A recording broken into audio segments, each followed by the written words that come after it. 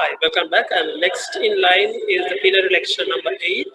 It's on surgical complications and surgeon's perspective. And plenary will be chaired by Dr. Ranjan, who's a honorary consultant surgeon working at the Plenary General Hospital Children, and he's a senior lecturer in surgery at the University of Cambridge.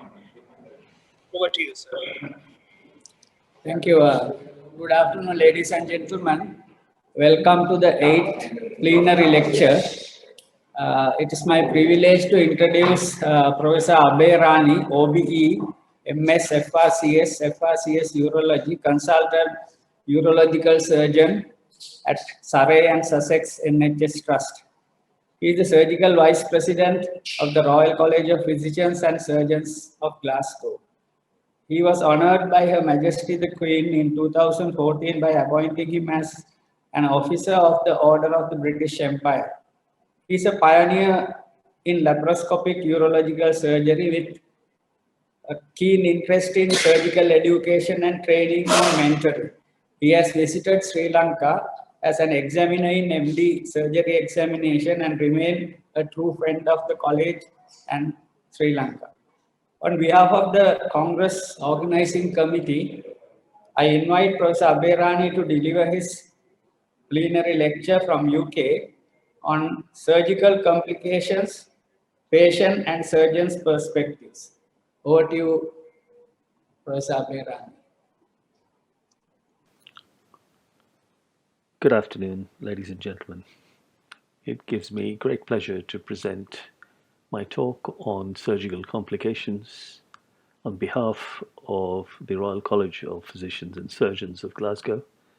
I'd like to take this opportunity to express my sincere thanks to Dr. Fernando and Professor Chandrasekhara for the opportunity, and Professor Ranjan Das for chairing this session.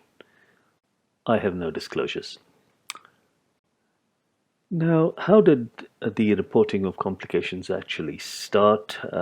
Well, you can see from this slide that an initial effort was made by Clavian in 1992 when he presented a system to define and classify negative outcomes. These were largely based on how the complication was treated rather than looking at any other algorithm in context.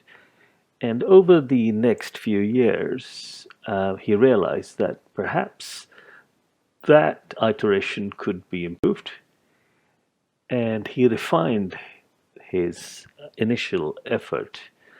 It took him more than a decade to do so, and in conjunction with his colleague Dindo, he came up with the classification that we now know as the Clavian-Dindo classification of postoperative complications. And as we also know, these are now stratified by the severity of the intervention. And I'll just run you through these classifications in a little bit more detail. Most of you are aware that grade 1 is any deviation from the normal post-op course. Grade 2 is where there is an intervention that requires pharmacological treatment with drugs. Grade 3 is where there is surgical, endoscopic, or radiological intervention. Grade 4 is a life-threatening complication which requires ICU management. And grade 5, unfortunately, is death of the patient. Now, this was a seminal effort, and it led to a debate. However, there was general acceptance in that decade of this new language of complications. It was used in the literature quite frequently. Its robustness was tested in a number of centers around the world, and it was generally accepted. So Clavian and his colleagues reported that in the 5 years or so following their second iteration, they saw a dramatic increase in the use of the classification. Most of the publications which related to complications avoided vague terms, and therefore you could actually have a conversation about postoperative complications and where everybody spoke the same language, i.e., we were comparing apples with apples and not apples with oranges. That could only be good. So, moving forward, we're all on the same page about 2009, 2010 as regards postoperative complications. But we haven't really addressed the issue of intraoperative complications. If you flick back to the slides that I've already talked to you about, you will see that all of these are based on postoperative complications. Well, you will ask me then, what's the big deal about intraoperative complications? The bottom line is that in 2020, we still do not have a standardized reporting system for intraoperative adverse events, which is quite interesting, isn't it?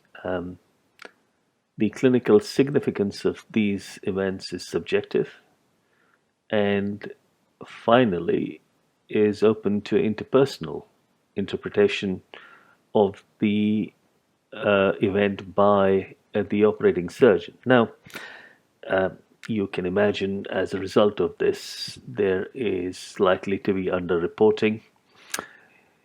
And more disappointingly, there is a diminished ability as a result to learn from these adverse events. I mean, nobody likes a complication, certainly not an intraoperative one. And as a result, very few people actually want to admit that they had a problem. And I think this perhaps is an issue that needs to be looked at a little bit more closely. I draw your attention to this paper from about 2 years ago about reporting intraoperative complications. And the authors looked at about 2,000 abdominal surgeries and got a response rate of more than 70%. The surgeons were surveyed as to the presence of an adverse event or not, or whether an organ was injured or not. And then a separate group of blinded reviewers reviewed the operative reports. Guess what? The operative reports showed a big variance between what the surgeon thought and what the reviewer found. And I'll just highlight one or two of the bigger differences, and certainly with this class 1 events, which were the less major ones, there was quite a big difference in the adverse events that were reported, and you can see the difference in it. It is certainly significant. We have made some efforts to standardize the reporting of such complications. Some of these are general, some are specialty driven because obviously there is a difference in how these operations are carried out. This is taken from the BMJ in June this year, Classintra. It's an international multicentre cohort study which looks at classifying intraoperative adverse events. And you can see, I won't go through the slide, but it certainly looks at what happens during the course from the time between the skin incision and skin closure. Now, naturally, it doesn't apply to every specialty. My own specialty is urology. We don't usually have this issue of skin to skin. So we've come up with our own take on this issue of intraoperative adverse events. And Shekhar Biani, who is an extremely talented urologist from Leeds, has, along with a number of colleagues, put this iteration together, and it's been published in one of our urology journals. So we're thinking about trying to standardize this, and the sooner it's done, the better for all of us. What do surgeons actually think about complications? Now, well, it varies from surgeon to surgeon. Some of you may have seen this film. This film is Doctor in the House. Good morning, Sir Lancelot. Good morning.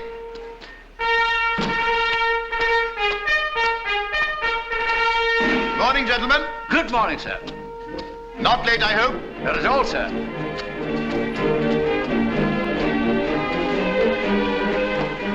Come along, my man. You must pursue me. You must pursue me. I suppose you got another half-dozen boring cholecystectomies today. Yes, sir. After last night, I feel like one myself. How about that gastrectomy I did yesterday? Not so well, sir. Oh, pity. Great pity. Not so well, sir.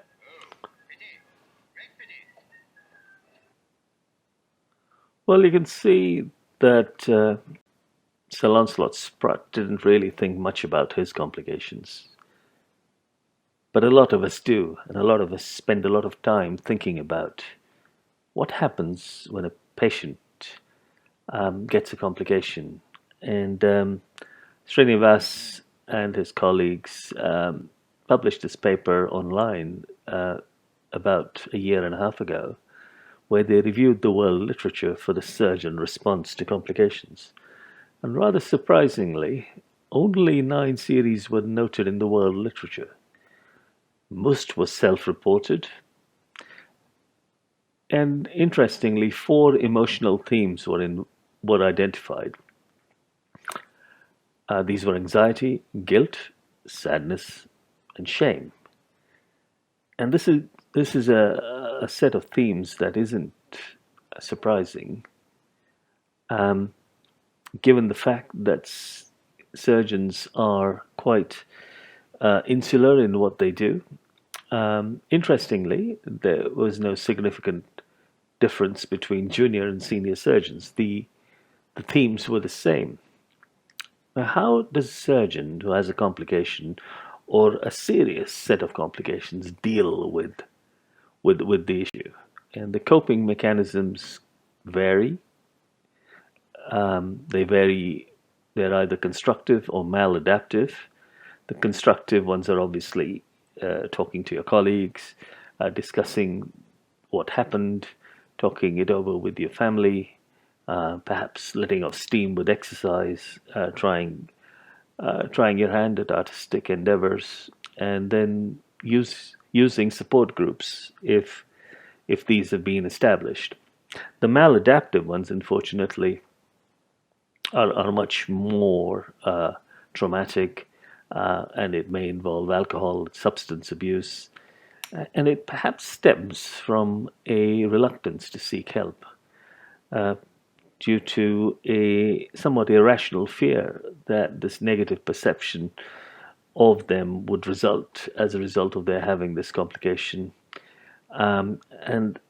It's unfortunate because it's been shown that almost none of the colleagues who have had complications or serious ones seek professional help. Now, that has consequences. This is from Leo's paper from Medical Education about 10 years ago, but the schematics of the cartoons are pretty stark. You have the kick, the fall, the recovery, and you deal with what's left for a long, long time. I would strongly encourage you to look up this article by Scott Egener, who is an extremely talented urologist in Chicago. And I'm not going to read what he wrote, but the long and short of it was that he was absolutely shattered when he lost a patient. He put his thoughts to paper and wrote about it. And all of these issues in context add up. They add up to leaving the surgeon with a feeling of guilt, accountability, the emotional links with the patient and his family are strengthened, and sometimes it all leads to burnout. And the burnout is the worst possible outcome following a major surgical complication, which basically puts paid to a career where the surgeon would probably have been very good at what he was doing for most of his career, but it's just one or two events such as these which can actually lead to the surgeon feeling completely shattered. And this is a common theme that perhaps isn't addressed as adequately as perhaps it should be. Now, some of this stems from Halstead's training, which was see one, do one, teach one, and it goes back several years, even to the Wright brothers. And I think we've learned a lot from that point. Simulation certainly has helped, and you can see these are extremely well constructed simulators used in the aviation industry, and you can go from being in a simulator to flying a big jet completely certified because the simulation is so graphic and so realistic.